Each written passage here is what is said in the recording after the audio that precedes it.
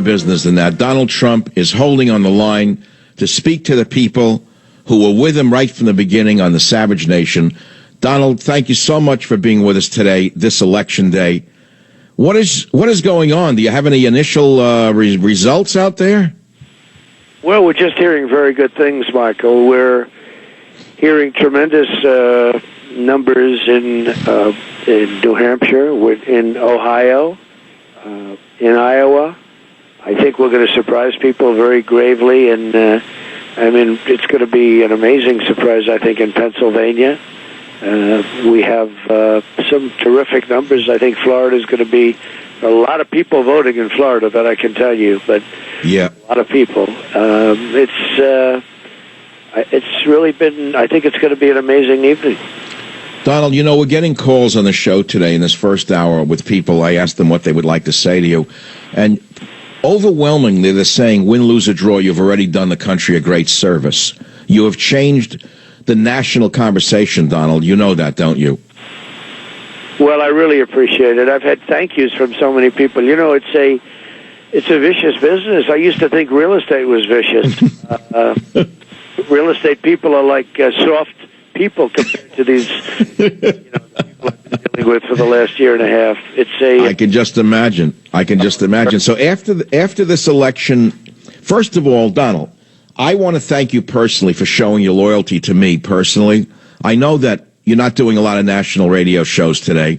I know you wanted to come onto the Savage Nation because in many ways we had you on before anyone else did on a regular basis, and I know your loyalty is very important to you. I told the people that you're the most loyal politician I've ever encountered in this business. So again, I want to thank you for that, period. Well, thank you, Michael, and you've been loyal also. And I did want to do your show, and I have done very, very little today because, I'm sort of sitting back and seeing what happens. I've gone through a marathon of speeches in front of these massive crowds for the last week. And, I just think the results are going to be very interesting. I think it's going to be a very interesting night. And I think it's going to be a very good night for television because they're going to get very big ratings tonight, that I can tell you. Donald, what is the greatest lesson you have learned from this horrible campaign? Well, I think I've learned two things. Tremendous people that we have in this country. Tremendous people with tremendous potential. And, people that are really, if you would have told me, I've gone through all corners of the country, and we just have people that are absolutely incredible people.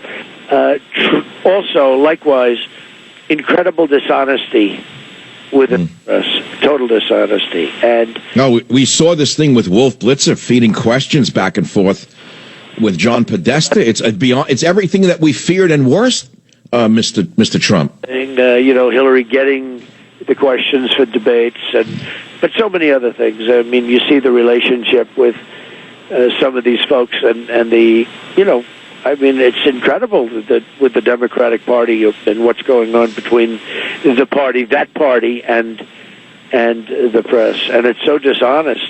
It's so terrible. Well, Donald, let me ask you this: let's say you don't win. I hope you do, but let's say you don't.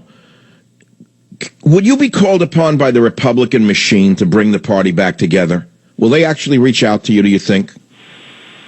Well, that I don't know. I can tell you this. We've brought millions and millions of new people and great people. These are great people into the party. Right. We got more votes. I got more votes. And I sort of say we because it's really we as far as I'm concerned. But we've gotten more votes than anybody in the history of the Republican Party, going all the way back to Honest Abe Lincoln. I mean, more than anybody. And, it's been 14.5 million votes, 42 states.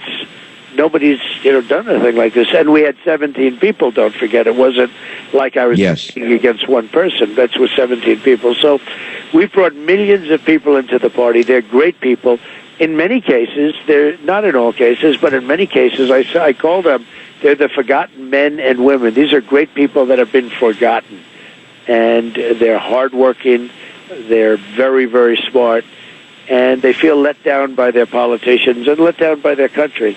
And, I think you're going to see, that's why the lines, I don't know if you've heard today, Michael, but the lines virtually at every location throughout, no matter where, North Carolina, you go to Texas, you go to anywhere you want to go.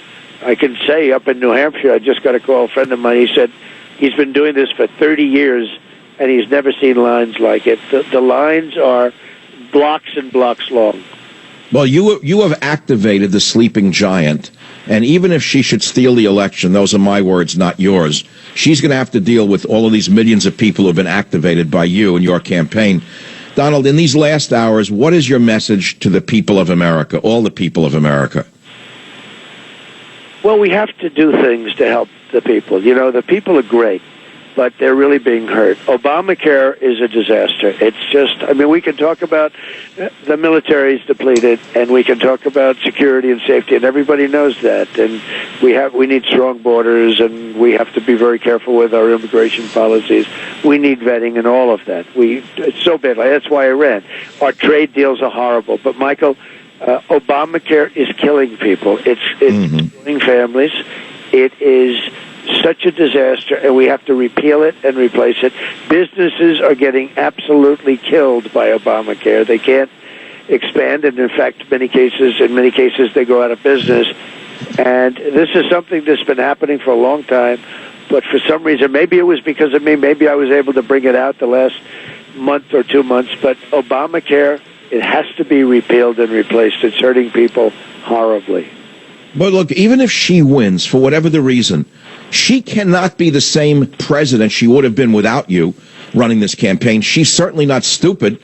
She's come to see that a good percentage of the American people want something other than the radical progressive agenda.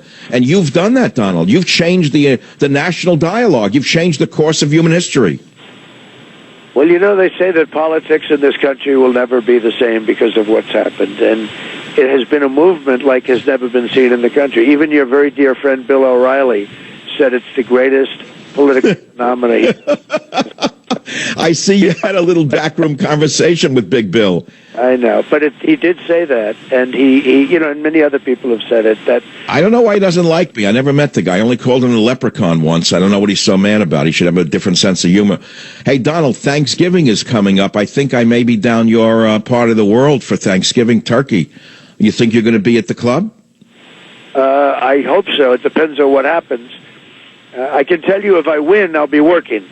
And otherwise I'll be working, but I'll be working, I guess, in a different form. But it's been such an honor to be involved, and the people of this country are truly great. I mean, honestly, and you see it and you feel it, and you're on the show all the time with them, you understand. But when you go and visit these sections of the country and you see how incredible the people of this country are, you'd be very proud. It's really incredible. Well, Donald, in conclusion, because I don't know that we're going to speak again, certainly we're not going to speak again before this election is over. It's been a great honor for me to have had you on the show since the year 2011.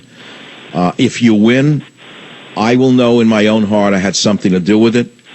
And even if you don't win, I know that we've changed America together. And I got to say this, you're the greatest warrior I have seen fighting for the American people.